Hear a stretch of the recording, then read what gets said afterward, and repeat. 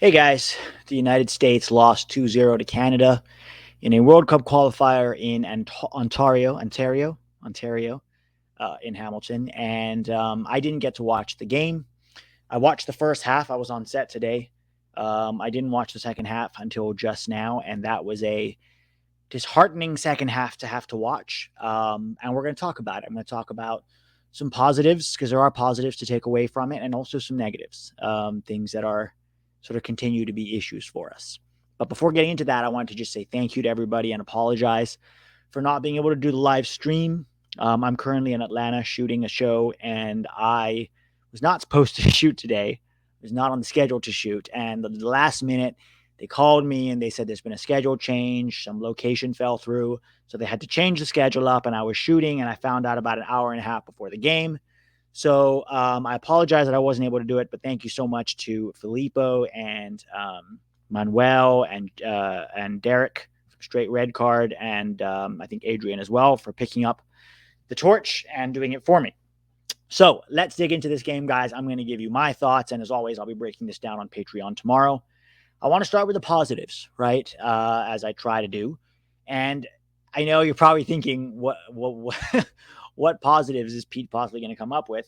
There were a couple of positives that I think are important to highlight. The first one is that we were the protagonists of that game, right? We were playing away from home against a decently tough team, and we still played the way that Gregg wants the team to play. Okay. We had possession. We wanted to attack. We were the protagonists. We looked to break them down. We wanted to keep the ball. We wanted to have the ball. And yes, we didn't do a ton with it, but us being consistent in trying to play that way, regardless of the opponent and regardless of where we are, or whether we're home or away, is a good thing. And that's a positive. I want to see us continue to try to play that way, even if it doesn't always work. I'm talking about the overall style here, not the exact way we played. I'm talking about being the protagonists, wanting the ball, being courageous, wanting possession, wanting to create chances, wanting to dominate, right? We wanted the ball, and that's a really good thing. So that's the first positive for me. The second positive is that Gregg didn't try to get too cute with the starting lineup, right? I think he put out a pretty strong lineup. The only maybe real question people could have had was, Ricardo Pepi for Gyasi Zardes, which I get it. I would have preferred Ricardo Pepi as well. Gyasi Zardes wasn't terrible, right? He was himself. He was Gyasi. He's, going to use his body a little bit to try to hold up the ball. He even has some decent moments, but is not going to be somebody that's going to finish chances all the time. He's not a prolific goal scorer outside of MLS. Okay. 14 goals in 69 caps tells you the story of that for the national team, but he wasn't terrible. I don't think he was the main problem today, right? He is who he is. He's Gyasi Zardes. He's not ever going to be anything other than that. Should Ricardo Pepi have started? Maybe.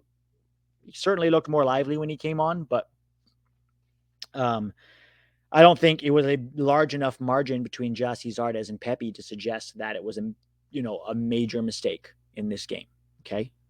So overall, I thought Gregg put out a strong lineup, which I was happy to see, right? He's now been 2 games that we haven't seen either Leggett or Roldan, right? Leggett didn't even make the bench the last 2 games. I can't believe I'm talking about these things like they are an unexpected positive, but with Gregg, they are. And I think that's, hopefully some signs of him moving in the right direction.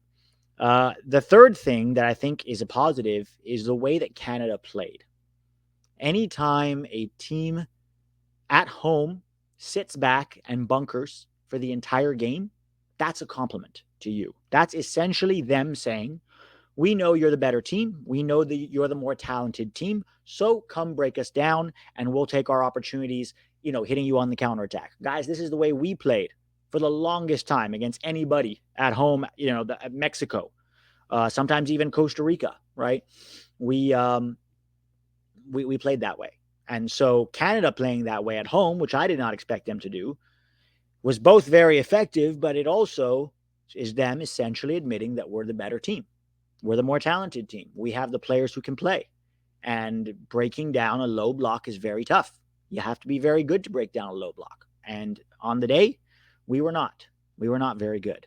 But it is a positive that Canada is still playing that way against us, even at home. This wasn't in the US, mind you. It's one thing to do that away, but to do it at home is a compliment to us, and I will take it. Okay? Guys, those are the only positives I could come up with after watching this game. And time to talk about the negatives, time to talk about the issues. The first one, and I need to be very clear about this, is the players need to take the responsibility for this result and this performance. Okay? This was a terrible, terrible game for lots of reasons that we'll get into, but ultimately, the players are on the field. The players have to show their quality, and they know how to handle the pressure, right? They're playing. Weston McKennie is in Juventus week in, week out, playing with the pressure, having to perform well, having to, take the responsibility on his shoulders and his team, and he does. Christian Pulisic is struggling right now at Chelsea, right? But we've seen him put that team on his shoulders many times, including in the run into the Champions League, right? Champions League final. We've seen him do it in the Premier League. We've seen him take responsibility for the welfare and the results of his team at a very, very significantly higher level than we've seen today. But today, neither of them was very good. And it's not just them. The entire team. I don't think there's anybody on that team. I highlighted, Weston and Christian because they're kind of the, de facto leaders of this team. Adams too. They did not play up to their normal level today. And for everybody out there saying, oh, maybe our players are overhyped, maybe they're not that good, that's not the point. The point is they're good enough to beat Canada. Okay? They are. They're definitely more than good enough to beat Canada. And this is still the best team we have ever had in terms of talent. But today, they did not show up. They did not take the responsibility to break down Canada, to find ways to do it. And that is on our players. We have to hold them to high standards and high levels of accountability and say, if you play overly individualistically, if you play scared, if you play in such a way that makes it easy for your opponent to defend, then yeah, that's on you. Okay? So they have to take some responsibility for that. Doesn't mean that you give up on anybody, but that was really, really woeful. Okay? Now, this reminds me of when I was coaching in India. I was the assistant coach at a club called Hindustan FC. They were in second division. We were fighting for promotion to the first division. Our head coach was a Japanese guy who had coached in some of the Japanese system. And I remember this game. We had a very important away game against a team that we were better than. We had a higher salary. We had better players. We had two they don't call DPs in India, but we had two DPs. They only had one. And we went there, and the entire team was atrocious from beginning to end. I mean, from the goalkeeper to the striker, I don't remember a worse performance from our team that whole season. And we lost, I think, 4-0. And it was a crucial time because we were fighting for promotion to the first division, and this team was below us, and they jumped ahead of us in the standings with that win. And I was talking to the head coach afterwards about his thoughts on the game and why everybody played so bad. And, he said to me, listen, Peter, and I was not blaming the players, but I was trying to point out, well, so-and-so didn't have a very good game, and so-and-so, and I was like writing down in paper, we were giving them grades and scores, and I was saying he was terrible. And he looked at me and he said, when a few players play poorly, he was a very quiet guy, he didn't say a whole lot, but when he did, it was like a real zinger. He said, when a few players play poorly, you can blame those players. When the whole team plays poorly, that's on the coach. And so I am responsible. I must find a way to fix this. And that's always stuck with me, not only because it was an example of him taking responsibility for this team and for how the team performed, but also because he was right. What happened that the entire team played so poorly? What are you going to do? Fire the whole team? No, that's on the coach. Either the mentality is not right, or the tactics is not right, or something is off. The group dynamic is not right. The use of players is not right. Whatever it is not right if the whole team is playing poorly. And that's when that happens, the leader of the team is the coach. And so he had to take responsibility for it. And that's always stuck with me, which, leads me to ask some questions. Number one being the attacking plan. Let's talk a little bit about that. After the Panama game, and I said this on Patreon the other day, somebody asked Gregg Berhalter, what was the attacking plan, right? And he actually outlined it pretty clearly what his attacking plan was. We wanted to use the ball to go from the goalkeeper to the center backs, get the ball from the center backs and the six to overload their attackers to get the ball into midfield. From there, we want to push it into wide areas. We want to get our fullbacks to overlap, and then we want to put crosses into the box for our striker and our far side winger to score. That's essentially what Gregg said. You can go look this up. And I like that he said that because it kind of articulates how this team has been playing. It's true. This is very much the attacking plan. And in moments for us, it has certainly worked. We've seen it with Tim Weah, especially when Tim Weah is in the side. We're able to get crosses into the box, find players, score goals. It definitely has merits, and in CONCACAF especially, it has proven successful some of the time. But there are several things we have to think about if that's our attacking plan. And that was our plan today as well, right? We saw the ball go into midfield. Let's try to find, either Aronson or Pulisic, make them come inside a little bit, get the fullbacks to overlap, get the fullbacks to put crosses in. Fullbacks don't seem to be very good at crossing these days. Anthony Robinson, Serginho Dest. Maybe, 1 out of 3 crosses is good, right? We're not getting good crosses into the box, which then asks the question, why are we still trying to play that way if it's not suiting the players that we have on the field? Or at the very least, if we want to continue to play that way, which again has been successful, especially when we have Tim Weah on the field, he seems to be very good at that. But I don't really think that's Christian Pulisic's style of play. So, okay, we bring him inside, and then we get Anthony Robinson to put crosses in. Has it worked? Occasionally, we had a good cross off, but not enough to be our number one reliant style of play. And when it's not working, what is the plan B? I've spoken about this before. We need to have variance in our attack. We need to be able to break teams down in wide areas, and we need to be able to break teams down in the middle. Now,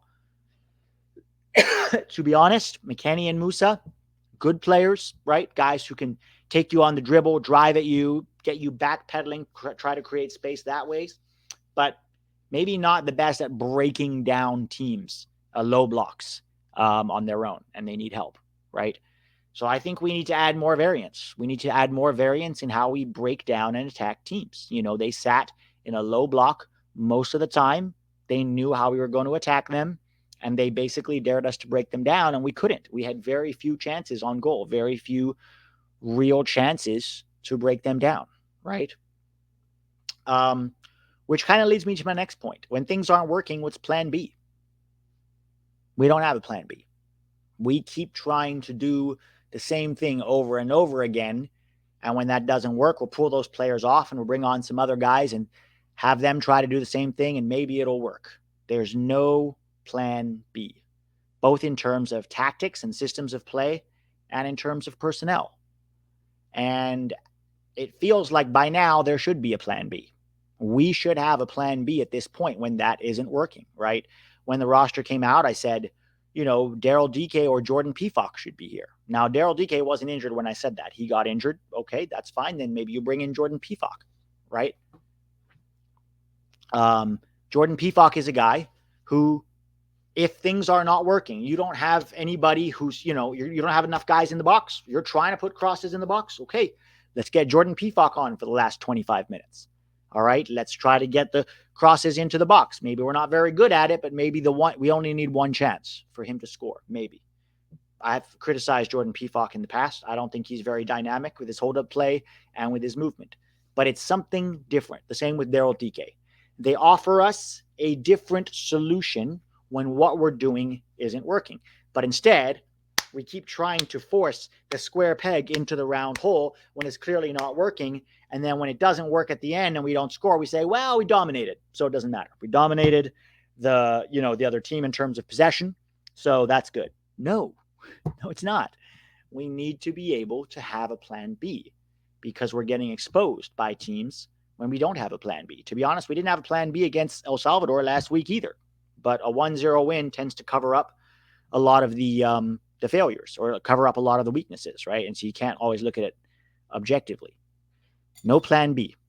Both in terms of breaking teams down, we have Luca De La Torre on the bench. This guy has just won man of the match last two games for Heracles, just made team of the month in the Eredivisie, the 7th best league in the world. okay, has been winning plaudits from coaches and players and analysts alike, who have been very impressed with him. He's a guy who can play in those tight spaces, who can play in the pockets of space between the lines of a bunkering defense, break you down on the dribble, has line-breaking passing in his locker, and very, very good in little combination play, little 1-2s to break down defenses. That's what you need. His weakness, well, two of his weaknesses, defensively, okay, maybe he's not so great, but we needed a goal. Oh, yeah, and scoring goals. In terms of finishing, maybe not his strongest point. But everything else leading up to finishing, creation, right? Incisiveness, penetration, that's Luca De La Torre's strength. No minutes for him. Instead, we got to bring on Jordan Morris and Paul Arriola and hope they can do something. Or Reggie Cannon. Kellen Acosta, Adams comes off injured. We're 1-0 down. We need a goal. Maybe, Gregg, it's time to think about a different solution. We need a goal. Why bring on Kellen Acosta? He's not a source of goals. Let's pull Musa back to play the 6. Bring on Luca De La Torre. Now we've got a creator in there who can help break down those tight lines. Guys, we are 4 points behind Canada. 4 points behind Canada in the Ocho. There is nobody who can tell me that we are 4 points behind Canada in terms of talent. Now, I know it's not over yet. Let's wait and see how this ends. But Canada, kudos to them. And kudos to John Herdman, which brings me to my next point, right? We still cannot defend in transition. I've said this before. It's our big weakness. It's a weakness of the 4-3-3, to be honest, because you only have a single 6, and he's asked to do a lot of work, especially because your fullbacks are so high up the field. In defensive transition, we're very poor. And we have not really experimented with ways to cover for us defensively, whether a back 3 in a 3-5-2 or a 4-2-3-1 with a double pivot. We just sort of stubbornly tend to stick to this 4-3-3. And it's a 4-3-3 with very specific elements of breaking teams down in wide areas, right? Easy to scout, easy to defend against. Canada did it. El Salvador did it to a degree. They scouted us. They know how we play. We're very predictable.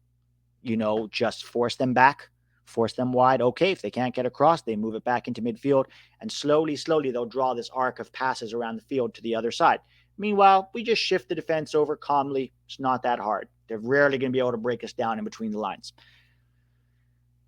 We can be better, guys, and we should be better. We still can't defend in transition. Both of our goals came in transition, both of the goals we conceded, and that's going to hurt us. It should have hurt us before, but it hasn't always hurt us against teams because a lot of teams don't have the quality to punish us, but it hurt us today. The last thing, basically, what I was going to say about Herdman was he forced us to play in such a way that highlighted both of our weaknesses, right? He basically said, we're going to ask the United States to do the two things they're not good at, breaking down a low block and defending in transition. And he did it well. Canada, kudos to them. Very well coached. He is very good, John Herdman, at getting the most out of the players at his disposal. He has gotten the most out of them consistently of anybody in CONCACAF. Kudos to them, right? Excellent job. Number 1 team in CONCACAF right now, without question. The last thing that I, will leave you with before we close this is Berhalter's press conference afterwards, where he said, we're disappointed with the result, but not with the performance. Now, to be fair to Gregg, it's possible that statement was being made in order to try to be the cover for his team and sort of tell his team, look, we try to G them up, keep them encouraged, keep them hopeful, right? That it wasn't so bad. We played well. We dominated in terms of possession, not so much chance creation, but we dominated in terms of possession, in terms of, having the ball, being the protagonist. Great, guys. That's good. Let's keep building on that. And I can appreciate that side of the game. Oftentimes, coaches use, press conferences to talk to their team, okay, and to protect their team to the public, and I understand that. But part of the reason a coach uses a press conference or even an interview of any kind, which is what this was, I think with Jenny Chu, is to speak to the public, to the media, to the fan base. And we're not stupid. Like, we just saw that game where you created 3 total chances the entire game. One of them maybe kind of a half chance, right?